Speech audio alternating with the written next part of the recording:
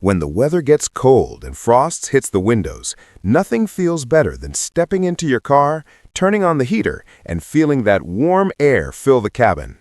But here's the surprising truth. Most drivers turn on their car heater the wrong way, and that's why they complain that it's slow, weak, or barely gets warm at all. Today, we're breaking it all down.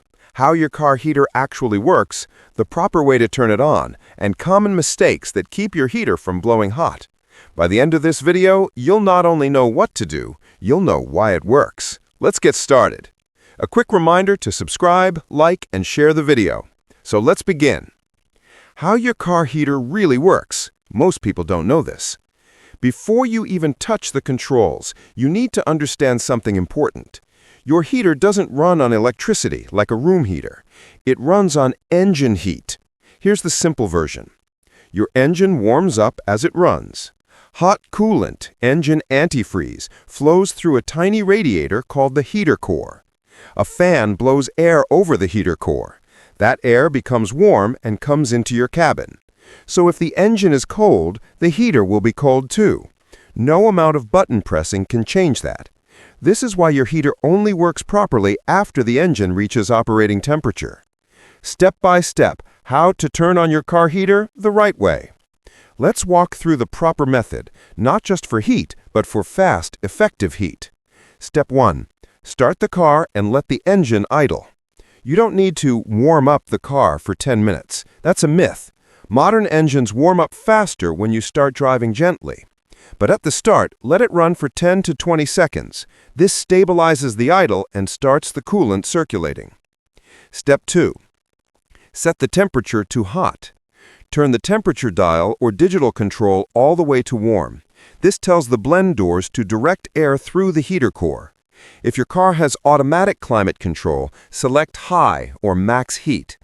Step 3. Turn on the fan on low first. Don't blast the fan immediately. If you blow cold air across an unheated heater core, guess what? You get cold air. Use low fan speed until the engine begins to warm up. Step 4.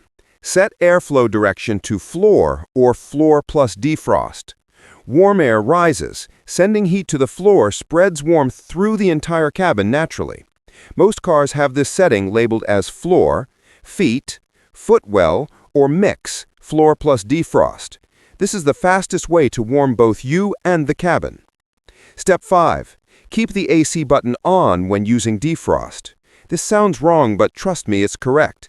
The AC system removes moisture, which keeps your windows from fogging. You'll still get warm air because the heater core provides the heat.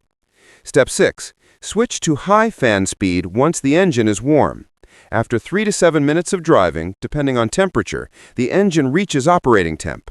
That's when the magic happens. Crank up the fan speed and enjoy full heat. Why your heater might not be working. If your heater still feels weak, here are common culprits. Low coolant level, air trapped in the cooling system, clogged heater core, broken blend door or actuator, faulty thermostat. Your car heater is simple but powerful.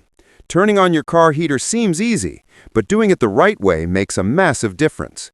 Faster warm-up, more comfortable ride, clear windows, better engine health, more efficient cabin heating.